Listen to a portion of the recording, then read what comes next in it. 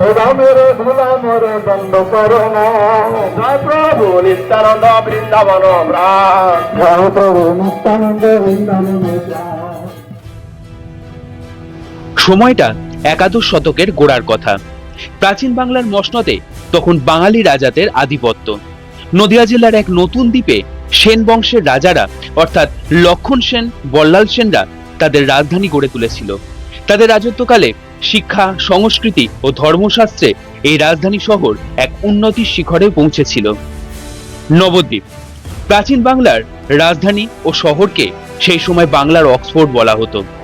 নামিদামি ঐতিহাসিক, দার্শনিক, পণ্ডিত এবং ভক্তি সাধক যেমন জন্মেছিল এই জায়গায়, তেমনি জন্ম নিয়েছিল বিশ্বের সবচেয়ে বড় বৈষ্ণব সাধক চৈতন্য মহাপ্রভু। সেই সময় অসংখ্য মন্দিরের সমষ্টি থাকায় নবদ্বীপকে বাংলার বারাণসীও বলা হতো। বিভিন্ন ধাতু ও পিতলের শিল্পের জন্য এই জায়গা বেশ প্রসিদ্ধ। 1200 শতকে মুসলিম শাসনে এই নবদ্বীপের অধিকাংশ যদি ধ্বংস হয়ে না যেত, বাংলার মানুষ তাহলে আজকের কলকাতা হিসেবে নবদ্বীপকে পেত। চলো তাহলে আজ তোমাদের বলবো সেই ঐতিহাসিক শহর নবদ্বীপের গল্প। ঘুরে দেখাবো অনেক জায়গা, বলবো সেই সব জায়গার ইতিহাসও, আর এখানে থাকার জন্য খোঁজ দেব দারুণ এক আস্তানার। তাহলে ভিডিওটা স্কিপ না করে পুরোটা দেখো, আর ভালো লাগলে অবশ্যই চ্যানেলটাকে সাবস্ক্রাইব করে দিও। আমি সৌম্য, তোমাদের হোস্ট। সবাইকে জানাই ওয়েলকাম টু পরিব্রাজকের গল্প।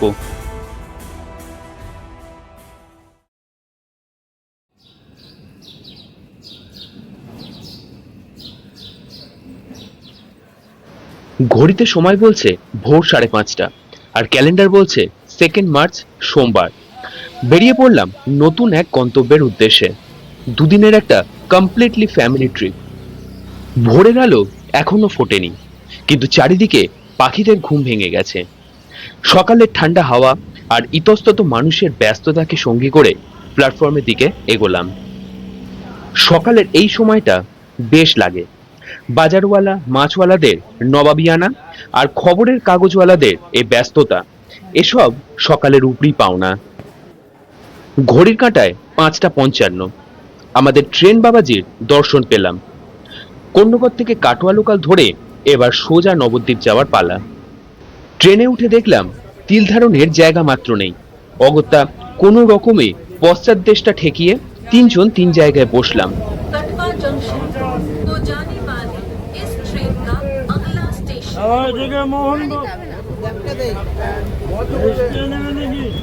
কাটোয়া লাইনে প্রবেশ করতেই দেখা মিলল সেই বিখ্যাত মোহনভোগে। সেই কলেজ লাইফের কথা মনে পড়ে গেল। আহা, কি যে স্বাদ!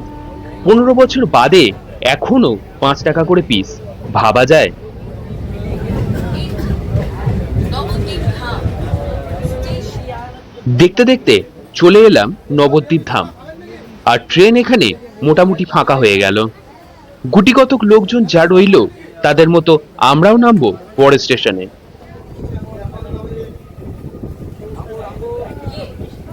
विष्णुप्रिया स्टेशन है। তো এখন বাজে সকাল 8টা। এসে পৌঁছলাম বিষ্ণুপ্রিয়া হল্টে। এখান থেকে বাইরে যাব, ওখান থেকে টোটো ধরে যাব হচ্ছে বড়ালঘাট নবদ্বীপ যাওয়ার জন্য। তো ওখানেই আমাদের হোটেল আছে। কর্ণগর থেকে এখানে আসতে মোটামুটি 2 ঘন্টা মতো সময় লাগলো। তো প্রচুর ভিড়, প্রচুর লোকে এসছে, যেহেতু সামনেই দোল উৎসব, কালকেই দোল অ্যাকচুয়ালি। তো সেই দোল উপলক্ষে প্রচুর ভিড়, প্রচুর মানুষ এসছে। ট্রেন পুরো ভর্তি ছিল। তোমরা যারা নবদ্বীপ বা মায়াপুর আসছো, তারা এই বিষ্ণুপ্রিয়া হলটাই নেব, কারণ বিষ্ণুপ্রিয়া হল থেকে নবদ্বীপ ঘাটে যেতে 10 মিনিট মতো সময় লাগে। নবদ্বীপ ধামে অনেকে নামে, কিন্তু নবদ্বীপ ধাম থেকে যেতে অনেকটা একটু সময় বেশি লাগে। বাট বিষ্ণুপ্রিয়া হল থেকে কাছে, তাই জন্য বিষ্ণুপ্রিয়া হলটে নেমেই যাওয়াটা বেটার।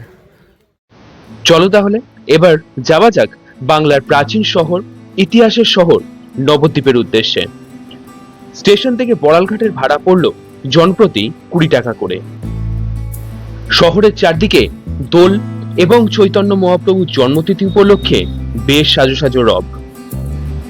আমার কিন্তু নবদ্বীপকে অনেকটা উত্তর কলকাতা আর বেনারসের ধাঁচে তৈরি শহর বলে মনে হচ্ছে। উত্তর কলকাতার মতো সরু সরু রাস্তা, পুরনো রকওয়ালা বাড়ি, আর প্রত্যেকটা বাড়ির কমন দেওয়াল যেমন নজরে পড়লো, তেমনই কিন্তু বেনারসের মতো দুপা অন্তর মন্দিরের ছড়াছড়ি। এছাড়া নামি দামি স্কুল, কলেজ, ইউনিভার্সিটি, হসপিটাল এসব তো আছেই।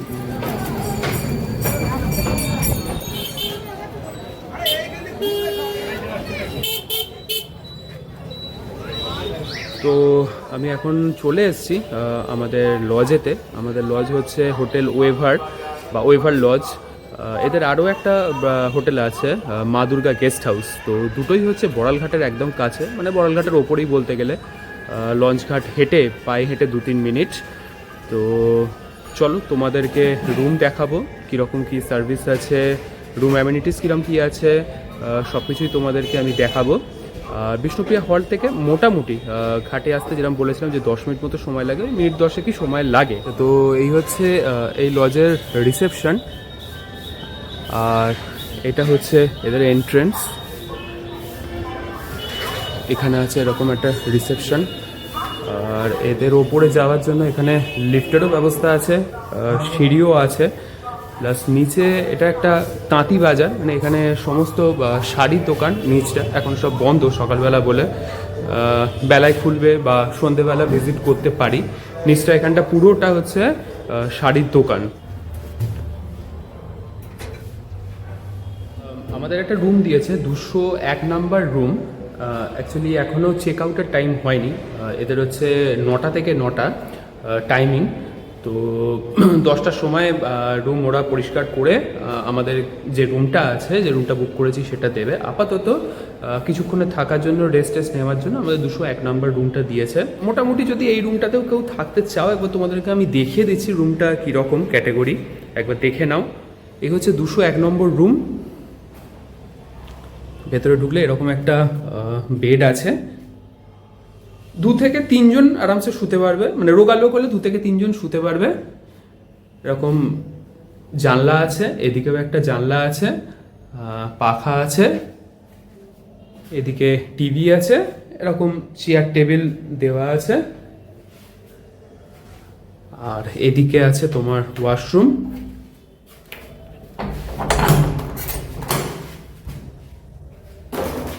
এই হচ্ছে ওয়াশরুম। আচ্ছা, তো এদের এখানে যতক্ষণে আমাদের রুমটা দিচ্ছে, যতক্ষণ না চেক ইন করছে, ততক্ষণ চলো একটুখানি ব্রেকফাস্ট সেরে আসা যাক। এখানে শুনলাম সামনে লুচি তরকারি, রুটি, মুড়ি ঘুগনি এগুলো পাওয়া যায়। তো দেখি কোথায় কি আছে না আছে। তো আমাদের এই যে গেস্ট হাউস, সেই গেস্ট হাউসের পাশেই ঠিক এই যে দোকানটা, এই দোকানটা হচ্ছে টিফিন সেন্টার। তো এখানেই সমস্ত জলখাবার পাওয়া যায়, লুচি তরকারি, রুটি, মুড়ি ঘুগনি এগুলো পাওয়া যায় এখানেতে। তো তোমরা আসলে এখান থেকেও ট্রাই করতে পারো, ঠিক আমাদের গেস্ট হাউসের পাশেই পাওয়া যায়। তোমার দোকানে মুড়ি ঘুগনি কত করে? আর বাকি লুচি তরকারি?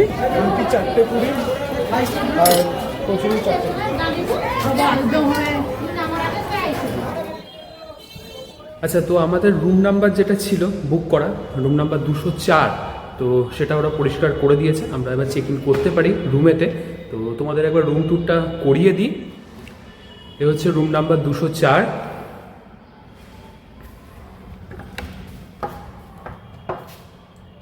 এই হচ্ছে রুমের ভেতর। দুদিকে দুটো বেড আছে, এটা একটা সিঙ্গেল বেড, এটা আছে ডবল বেড। তবে রোগা হলে 3 জন আরাম করে শুতে পারে, বাকি 2 জন অ্যাডাল্ট, একটা বাচ্চা শুতে পারবে। মাঝখানে এরকম একটা টেবিল দেওয়া আছে, সেন্টার টেবিল টাইপের। এসি আছে, এদিকে উইন্ডো আছে, পাখা আছে। ঘরের ডেকোরেশনটা বেশ সুন্দর। আচ্ছা, এদিকে একটা টিভি আছে, এদিকে একটা ছোট্ট সোফা আছে, আর এটা একটা ড্রেসিং এরিয়া কাম ওয়ার্ড্রোব বা আলমিরা টাইপ বলতে পারো। রুমে এরকম একটা ডাস্টবিন করা আছে। আর ওয়াশরুমটা তোমাদেরকে একটা দেখিয়ে দিই।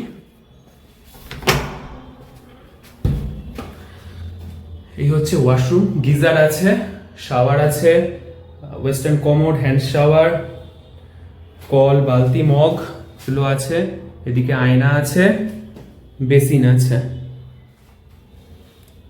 এই হোটেলেতে গিজারের ফেসিলিটি আছে, ওয়াইফাই আছে, কিন্তু কোনো অ্যাকোয়াগার্ড পাবে না, তোমাদের জল কিনে খেতে হবে। বাকি একদিনের জন্য ঠিক আছে। আর যেরকম বললাম যে এই সিজনে যেহেতু কালকেই দোল বা দোলের সময় এটা চলছে, 3 দিনের একটা প্যাকেজ, তো সেই জায়গায় দাঁড়িয়ে আমি একদিনের জন্য রুম পেয়েছি, যেটা অন্য কোনো হোটেলে পাইনি। তো এটা আমাদের কাছ থেকে 2000 টাকা নিয়েছে একদিনের জন্য। তো আমি এখন দাঁড়িয়ে আছি আমাদের যে লজ, সেই লজের ছাদে। এখান থেকে পুরো রিভার ভিউ পাওয়া যায়। সামনে যে ইস্কনের মন্দির, সেটাও পুরোপুরি ক্লিয়ার দেখতে পাওয়া যায়। তো তোমাদের যেমন বলেছি যে লজটা একদমই মানে বড়ালঘাটের ওপরই, বড়ালঘাটের কাছেই। আর লঞ্চঘাটও পায়ে হেঁটে 2-3 মিনিট। লোকেশন দারুণ, লোকেশন নিয়ে কোনো কথা হবে না। বাকি এখনও অবধি যা দেখেছি হোটেল ওয়েভার লজ ঠিকঠাক, মানে বেশ পরিষ্কার পরিচ্ছন্ন, রুম সার্ভিস, রুম কোয়ালিটি, বিভিন্ন অ্যামিনিটিস, সমস্ত কিছু ভালো। স্টাফদের বিহেভিয়ারও বেশ ভালো। নবদ্বীপে আসলে তোমরা এই যে লজটা, এটাকে কনসিডার করতে পারো। আমি এর কন্ট্যাক্ট ডিটেলস দিয়ে রাখবো ডেসক্রিপশানে। আর নবদ্বীপ বা মায়াপুর তোমার রাস বলো, দোল, হোলি, এই সময়গুলোর জন্য একটু মানে বেশি ট্রেন্ডিং আর কি। তো এখানে প্রচুর ভিড় হয়, জমজমাট হয় এই সময়টার জন্য। আর এখানে রুম পাওয়াও কিন্তু খুব মুশকিল হয়ে যায়। তো তোমরা যারা আসবে এই অনুষ্ঠানগুলোতে, তারা একটু মাথায় রেখে এসো। তো এখন বাজছে বেলা 11টা। একটু বেরোচ্ছি কয়েকটা সাইট সিন করতে। কয়েকটা সাইট সিন বলতে এখানে তো মেনলি মন্দির, প্রচুর মন্দির আছে এখানে, তো সেগুলোই ঘুরতে বেরোচ্ছি। এবার এখানেতে ব্যাপার হচ্ছে 12টা 12:30 নাগাদ মন্দির সব বন্ধ হয়ে যায়, আবার গিয়ে খোলে 4টের সময়। তো দেখি এইটুকু টাইমের মধ্যে কটা কি ঘুরতে পারি। বাইরে বেরিয়ে স্থানীয় মানুষদের সাথে কথা বলে যা জানলাম, পায়ে হাঁটা দূরত্বে কয়েকটা দর্শনীয় মন্দির আছে। তবে আর কি, পা চালানো শুরু করলাম। কম সময়ে যতটা পারি ঘুরে নেওয়া যাক। বিভিন্ন অলিগলি, ভিড়ভাট্টা, দোকানপত্র ঠেলে এসে পড়লাম পোড়ামা বাজারে। নবদ্বীপে এরকম বেশ কিছু বড় বড় বাজার আছে, হেন কোনো জিনিস নেই যা এখানে পাওয়া যায় না। এই পোড়ামা বাজারের ভেতরেই রয়েছে নবদ্বীপের বিখ্যাত পোড়ামা মন্দির। মন্দির চত্বরে বেশ ভিড়, আর চারিদিকে প্রচুর পুজো সামগ্রীর দোকান। ইতিহাস বলছে 15শ শতাব্দীতে বাসুদেব সার্বভৌম নামে এক পণ্ডিত নবদ্বীপ শহরের একদম মাঝখানে এক বটগাছের তলায় স্বপ্নাদেশ পেয়ে দক্ষিণাকালীর ঘট স্থাপন করেছিলেন। কোনো এক সময় কোনো এক অজ্ঞাত কারণে এই বটগাছে আগুন লাগে এবং গাছটি অগ্নিদগ্ধ হয়। কিন্তু অদ্ভুতভাবে সেই ঘট আর গাছের কোটরে থাকা ছোট্ট মন্দিরটি বেঁচে যায়। তারপর থেকেই এই জায়গার নাম হয় পোড়ামা তলা বা বিদগ্ধ জননী মন্দির। বিশাল আকার এই বটগাছকে বহু মানুষ প্রদক্ষিণ করে আর বিভিন্ন মানত পূরণ করার জন্য গাছে ঢিলও বাঁধে। এই পোড়ামা মন্দিরের ঠিক বাঁ পাশে রয়েছে মা ভবতারিণী মন্দির। শোনা যায় এক ভাঙা গণেশ মূর্তি থেকে এই মায়ের মূর্তি তৈরি হয়েছে। 1669 সালে নবদ্বীপে গঙ্গার ধারে মন্দিরে একটি গণেশ মূর্তি তৈরি হয় কৃষ্ণনগর রাজপরিবারের তত্ত্বাবধানে। 1760 সালে গঙ্গায় ভাঙন দেখা দিলে সেই মূর্তি শহরের নিরাপদ জায়গায় সরিয়ে আনা হয়, কিন্তু সেই মূর্তি বহু মানুষের স্পর্শে অপবিত্র হওয়ায় তাকে শোধন করার জন্য 12 বছর মাটির তলায় পুঁতে রাখা হয়েছিল। 12 বছর বাদে সেই মূর্তি তুলতে গিয়ে গণেশের সুর ভেঙে যায়, আর সেই মূর্তি আর মূর্তি পুজোকে অযোগ্য বলে ঘোষণা করা হয়। তখনই শুরু হয় এই গণেশ মূর্তি থেকে নতুন একটি মূর্তি তৈরির কাজ, যার ফলস্বরূপ 1825 সালে তৈরি হয় ভবতারিণী মায়ের মূর্তি। মাকে এখানে নীল সরস্বতী হিসেবে পুজো করা হয় সরস্বতী পুজোর দিন। পোড়ামা মন্দিরের ঠিক ডান পাশে রয়েছে বহু প্রাচীন শিব মন্দির। একে ভবতারণ শিব মন্দিরও বলা হয়। 1669 সালে গণেশ মূর্তির সাথে এই শিব মূর্তিও তৈরি হয়েছিল। গঙ্গায় ভাঙনের ফলে ঠিক একইভাবে এই মূর্তিও তুলে নিয়ে আসা হয়, আর বহু মানুষের স্পর্শের কারণে 12 বছর মাটির তলায় ছিল শোধন করার জন্য। 12 বছর বাদে এই শিবলিঙ্গ বিশাল আকার এক রূপ নেয়। এটিকে নবদ্বীপের সবচেয়ে বড় শিবলিঙ্গও বলা হয়। শিবলিঙ্গটি 3টি ধাপে অদ্ভুতভাবে গড়ে উঠেছে। কৃষ্ণনগর রাজ পরিবারের প্রতিষ্ঠাতা ভবানন্দ মজুমদারের পুত্র ছিলেন রাঘব। তার নির্দেশেই এই শিব মূর্তি তৈরি হয়েছিল, তাই একে রাঘবেশ্বর শিবও বলে। ভবতারিণী মন্দির আর ভবতারণ শিব মন্দির এই দুটোই রাজা কৃষ্ণচন্দ্রের সম্পত্তির অংশ। এটা কি আছে গো? কত করে? পোড়ামাতলা থেকে বেরিয়ে আবারও হাঁটতে লাগলাম অলিগলি দিয়ে। এসে পড়লাম নবদ্বীপের বিখ্যাত মার্কেট বউবাজারে, যেখানে তামা, পিতল ও বিভিন্ন ধাতুর তৈরি বাসনপত্র থেকে শুরু করে বিভিন্ন রকম মূর্তি ও অলংকার পাওয়া যায়। আর এই মার্কেটেই রয়েছে নবদ্বীপের আরেক প্রাচীন শিব মন্দির, বানেশ্বর শিব মন্দির।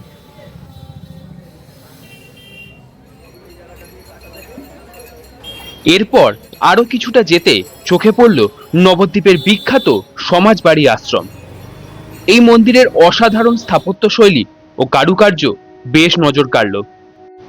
মন্দিরে ঢুকলে বাঁদিকে আছে মিষ্টির দোকান, বইয়ের দোকান ও অফিস ঘর, আর ডান দিকে আছে বিশালাকার নাট মন্দির। এখানে বিভিন্ন রকমের ভজন কীর্তনের মতো অনুষ্ঠান হয়। এই জায়গায় 3টি মন্দির আছে, যার মধ্যে রাধাকৃষ্ণ ও অষ্টসখীর মন্দিরটি বন্ধ হয়ে গেছিল, খোলা ছিল শুধু নিতাই গৌড়ের মন্দির। এই নাট মন্দিরে আছে বিশালাকার একটি ঘোড়া, যেটা দানপাত্র হিসেবে ব্যবহৃত হয়। 1312 বঙ্গাব্দ অর্থাৎ 1905 খ্রিস্টাব্দে রাধারমন চরণ দাস তার এক ধনী শিষ্যের কাছ থেকে এই বাগান বাড়িটি কিনেছিলেন। এই জায়গাকে রাধারমন বাগও বলে। তিনি ছিলেন একজন উচ্চ মার্গের বৈষ্ণব সাধক এবং শিবের উপাসক। এই আশ্রমে আছে শিবের মন্দির, রাধারমন চরণ দাসের পূর্ণ সমাধি মন্দির ও তার শিষ্যা ললিতা সখীর সমাধি মন্দির। এই মন্দিরটি ভারতবর্ষের একমাত্র বৈষ্ণব মন্দির যেখানে 20 শতাব্দীর গোড়ার দিকে যে কোনো ধর্মের মানুষের প্রবেশাধিকার ছিল। 2020 সালে এই মন্দিরটিকে হেরিটেজ ঘোষণা করা হয়। এই আশ্রমে যেমন কম খরচে থাকার ব্যবস্থা আছে, তেমনই আছে ভোগ খাওয়ার ব্যবস্থা। 80 টাকার কুপন কেটে আমরা আজকের দুপুরের খাবার এখানেই সারলাম। প্রতিটা খাবারের স্বাদ কিন্তু অতুলনীয়। এখানে মন্দির চত্বরের ভেতরে তৈরি করা হয়েছে এরকম একটা রাবণের মূর্তি। যেহেতু কাল দোল, তাই আজ রাতের ন্যাড়া পোড়ার প্রস্তুতি চলছে। দুপুরের মতো ঘোরাঘুরি আর খাওয়া দাওয়া সেরে নবদ্বীপ শহরের প্রাচীন রাস্তাঘাট দিয়ে হাঁটতে হাঁটতে এবার হোটেলে ফেরার পালা। এখন বাজে হচ্ছে 3:45। আমরা হোটেলে চলে এলাম, কারণ এখন এই মুহূর্তে ঘোরা বেড়ানোর কিছু নেই। এখন মোটামুটি সব মন্দিরই বন্ধ। তো ওই সকালবেলা 11টা সাড়ে 11টা নাগাদ বেরিয়ে যেটুকু যা ঘুরতে পেরেছিলাম ঘুরেছি। ফেরার সময় আমরা যে রামকৃষ্ণ সুইটস আছে, নবদ্বীপের বিখ্যাত মিষ্টির দোকান বলে, এবং যে ক্ষীর দই, বিখ্যাত ক্ষীর দই, সেটার জন্য বিখ্যাত। তো সেখানে গেছিলাম, বাট এক্সপেরিয়েন্স কিন্তু খুব একটা ভালো নয়। মানে এত জায়গায় দেখি, শুনি যে রামকৃষ্ণ সুইটসের নাকি দই খুব ভালো, 280 টাকা করে কেজি। যা এক্সপেকটেশন ছিল সেরকম কিছু নয়। এর থেকে বরং অনেক ভালো আমাদের লোকাল, আমরা যেখানে বাস করি থাকি, কলকাতা বা মফস্বলে বা হুগলিতে যে সমস্ত মিষ্টির দোকান, সেখানে যা দই, সেগুলো অনেক অনেক বেটার এখানের থেকে। আপাতত একটু রেস্ট নিয়ে তারপর ওই 4:30 5টা নাগাদ যখন সব মন্দির খুলবে তখন বেরোবো। বাকি আরও যা যা মন্দির আছে, এখানে অনেক ঘোরার মন্দির আছে, সেগুলো ঘুরবো। আস্তে আস্তে সূর্য গেল অস্তাচলে। পশ্চিম আকাশের শেষ বিকেলের রক্তিম আভা তখনও লেগে রয়েছে। একটু সন্ধে হতেই নবদ্বীপ শহর পূর্ণিমার অপূর্ব চাঁদের জ্যোৎস্নায় ভরে গেল। তো এখন বাজে হচ্ছে বিকেল 5:30। একটু রেস্ট নিতে গিয়ে ঘুমিয়েই পড়েছিলাম, মানে যা হয় আর কি। টায়ার্ডও ছিলাম, ভোরবেলা ওঠা, তো সব মিলে একটু ঘুমিয়ে পড়েছিলাম। একটু দেরিও হয়ে গেছে, বাইরে দেখলাম সন্ধে হয়ে গেছে। তো চলো দেখি একটু বেরোনো যাক, কতটা কি ঘোরা যায়। মন্দিরটা একটু দেখি, কারণ সন্ধে হয়ে গেছে এখন। বাকি সন্ধ্যাবেলাতেই বলছে যে সব জায়গায় প্রোগ্রাম, সব জায়গায় সেজে উঠেছে খুব ভালোভাবে। এই সন্ধেবেলা আমাদের হোটেল ও হোটেল চত্বরও দারুণ সাজে সেজে উঠেছে।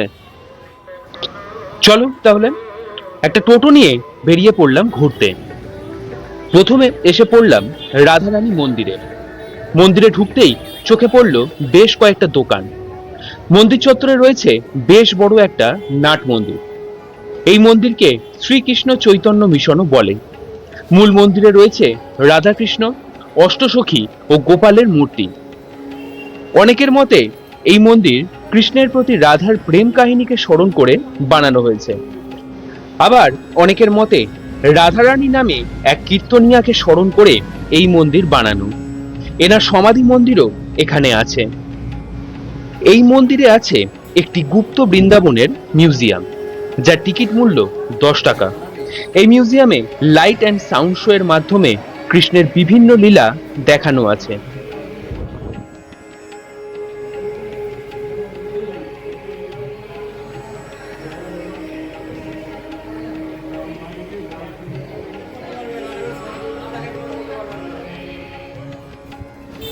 এবার চললাম পরবর্তী গন্তব্য ঘুরে দেখতে, যা চৈতন্য মহাপ্রভুর জন্মস্থান। মহাপ্রভু 540তম জন্মদিন উপলক্ষে নবদ্বীপ শহর যেমন সেজে উঠেছে, তেমনি অনন্য সাজে সেজে উঠেছে তার বাড়িও। মহাপ্রভুর এই বাড়িও হেরিটেজ হিসেবে ঘোষণা করা হয়েছে। চৈতন্য মহাপ্রভুর জন্ম 18 ফেব্রুয়ারি 1486 ও মৃত্যু 14 জুন 1534। ফাল্গুনী পূর্ণিমার দোলযাত্রা উৎসবের দিন সন্ধেবেলা তার জন্ম হয়। তার পিতা ছিলেন জগন্নাথ মিশ্র ও মাতা ছিলেন শচী দেবী। মহাপ্রভুর ভালো নাম বিশ্বম্ভর মিশ্র হলেও নিম গাছের তলায় জন্ম বলে নিমাই, আর জন্মের সময় গৌরবর্ণের দেখতে হওয়ায় তাকে গৌরাঙ্গ বলা হতো। তার এই জন্মতিথিকে গৌর পূর্ণিমা উৎসব বা গৌর উৎসব হিসেবে পালন করা হয়। মহাপ্রভুর জন্মস্থান নিয়ে আজও বিতর্ক থাকলেও প্রাচীন ইতিহাসবিদ আর ইতিহাস বলছে তার জন্ম হয়েছিল প্রাচীন মায়াপুর বা গৌড়বঙ্গে, যা আজকের নবদ্বীপ নামে পরিচিত। মাত্র 48 বছরের জীবনে বৈষ্ণব ধর্মের প্রবর্তন ও কৃষ্ণ নামের ভজনকে গোটা বিশ্বে ছড়িয়ে এক নবজাগরণ তৈরি করেছিলেন তিনি। মহাপ্রভুর জন্মস্থান দেখে চললাম পরবর্তী গন্তব্যের উদ্দেশ্যে। এসে পৌঁছলাম নরহরি শ্রীকৃষ্ণ চৈতন্য সেবা মিশন বা নরহরি ধামে। এখানে টিকিট মূল্য 10 টাকা করে। এর ভিতরেও খুব সুন্দর একটা মিউজিয়াম করা আছে। এই মিশনে যেমন বসে ভোগ খাবার ব্যবস্থা আছে, তেমনি থাকারও ব্যবস্থা আছে। ভেতরে বিশাল বড় পার্কে শ্রীকৃষ্ণ ও চৈতন্য মহাপ্রভুর বিভিন্ন কর্মকাণ্ড সুন্দরভাবে ফুটিয়ে তোলা হয়েছে, যেমন স্বরগোস্বামী, শ্রীকৃষ্ণের বনভোজন, শ্রীকৃষ্ণের রাসলীলা, জগন্নাথ দেবের রথযাত্রা, রাধাকুণ্ড, শ্যামকুণ্ড ইত্যাদি।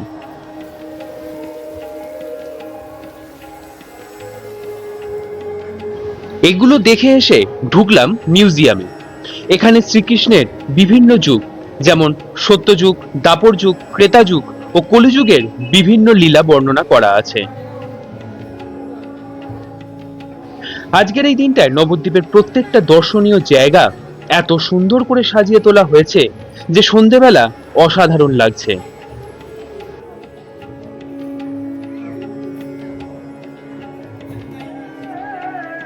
সবশেষে দেখে নিলাম নবদ্বীপের বিখ্যাত 60 ফুট মহাপ্রভুর সুউচ্চ মূর্তি।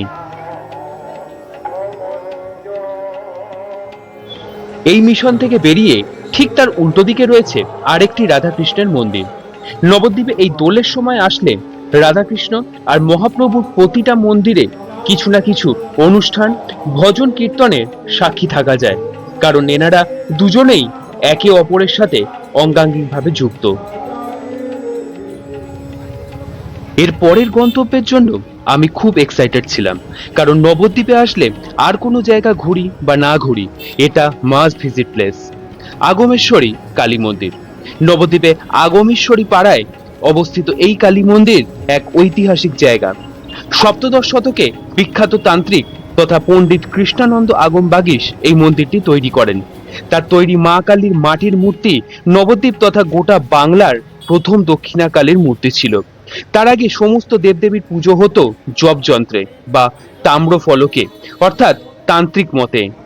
এই রকমই একদিন সাধনার সময় তিনি মাকে আবেদন জানান যে তিনি মায়ের রূপ দর্শন করতে চান আর সেই রূপে মূর্তি তৈরি করে পুজো করতে চান।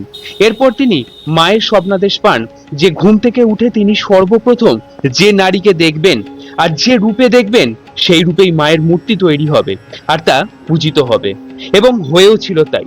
আজ সব জায়গায় আমরা যত দক্ষিণাকালী মূর্তি দেখি তার আদির সৃষ্টি কিন্তু এখান থেকেই। প্রত্যেক বছর কালী পুজোর দিন বিশাল মূর্তি তৈরি করে খুব ধুমধাম করে এখানে পুজো হয়। এই মন্দিরে পঞ্চমুণ্ডির আসন থাকলেও পুজো পদ্ধতি কিন্তু বৈষ্ণব মতে হয়। কোনো রকম বলি বা কারণ সুধা অর্থাৎ মদ এখানে নিষিদ্ধ।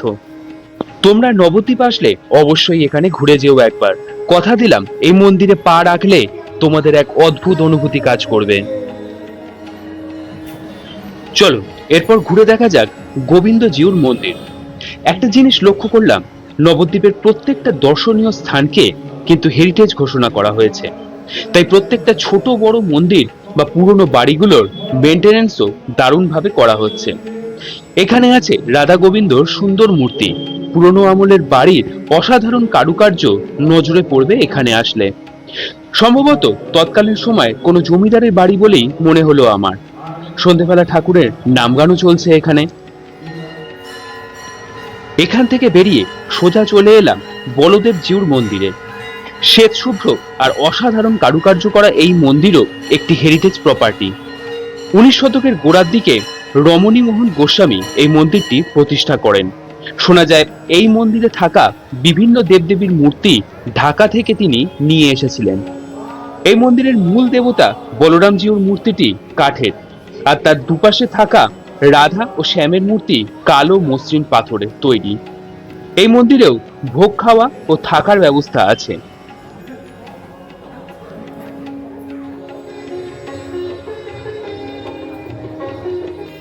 চলে এলাম আজকের মতো ও এবারের মতো নবদ্বীপের শেষ দর্শনীয় জায়গা ঘুরে দেখতে। এই ধামেশ্বর মহাপ্রভুর মন্দিরটি মহাপ্রভুর দ্বিতীয় স্ত্রী বিষ্ণুপ্রিয়া দেবীর তৈরি।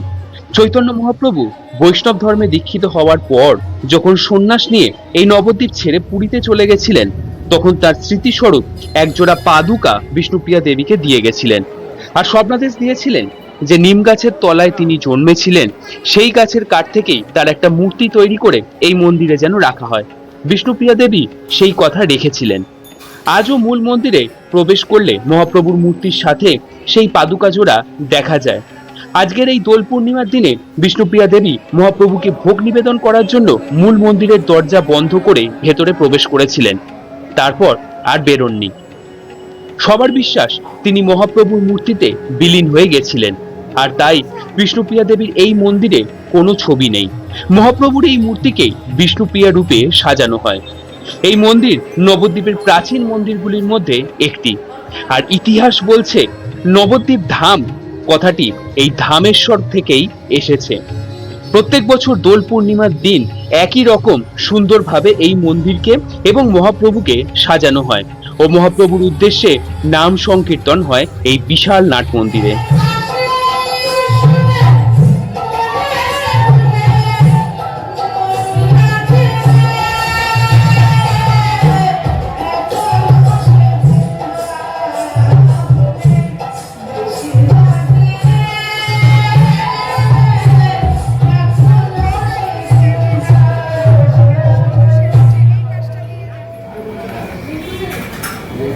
পরে চাইলে পাওয়া যাবে তো এর মধ্যে 90-এর মধ্যে আমার 10 কিলো চালের ভাত হলো, সোয়াবিন হলো, ডাল হলো।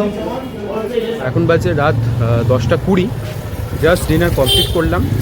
তোমরা যারা নবদ্বীপে আসছো, নবদ্বীপে এসে লাঞ্চ বা ডিনার করতে চাও, একটু ভালো হোটেল রেস্টুরেন্ট চাও, তারা কিন্তু আসতে পারো। 5 মাথার মোড়, এখানে বলবে 5 মাথার মোড় ভারত সেবাশ্রম সংঘ আছে, ঠিক তার অপোজিটে 2-3টে ভালো ভালো হোটেল আছে। বাট আমরা যেটাই খেলাম সেটা হচ্ছে হোটেল নীলিমা পরিবার বলে। খুব ভালো খাওয়া দাওয়া এখানেতে, ভেজ, অবশ্যই ভেজ। যারা ভেজ প্রেফার করো তাদের জন্য তো খুবই আইডিয়াল এটা। 90 টাকা একটা আছে আর একটা 120 টাকা, এই দু রকমের আছে। তো বাকি নবদ্বীপ মোটামুটি ঘোরা হয়েছে, সব ঘোরা হয়েছে বলবো না, মোটামুটি ঘোরা হয়েছে এবং খুব ভালো ঘোরা হয়েছে, খুব ভালো। মানে এতটা এক্সপেকটেশন ছিল না আমার নবদ্বীপ নিয়ে। তো তোমাদেরকে রিকোয়েস্ট করব, দোলের সময়, দোলের এই যে টাইম পিরিয়ডটা একবার এসো, খুব ভালো লাগবে। ডিনার সেরে এবার পালা আরেকবার সমাজবাড়ি যাওয়ার। সকালে যে রাবণকে সাজানোর প্রস্তুতি চলছিল, এখন তা বধের পালা। আশ্রমে পৌঁছে দেখলাম লোকে লোকারণ্য, সবাই এসেছে ন্যাড়াপোড়া দেখতে। তোমাদের বললে বিশ্বাস করবে কিনা জানি না, আমার এই 30 বছরের জীবনে আমি ন্যাড়াপোড়ার কথা অনেক শুনলেও চাক্ষুষ দেখা হয়নি কখনো। তাই জীবনে প্রথমবার ন্যাড়াপোড়া দেখার আলাদাই এক্সাইটমেন্ট কাজ করছে। আস্তে আস্তে শুরু হলো বিভিন্ন আচার অনুষ্ঠান। খড় আর বিচুলি দিয়ে তৈরি এই রাবণের মূর্তির ভেতর আছে বিভিন্ন রকমের সবজি, বোম আর পটকা। ব্যাপারটা বেশ অভিনব কিন্তু।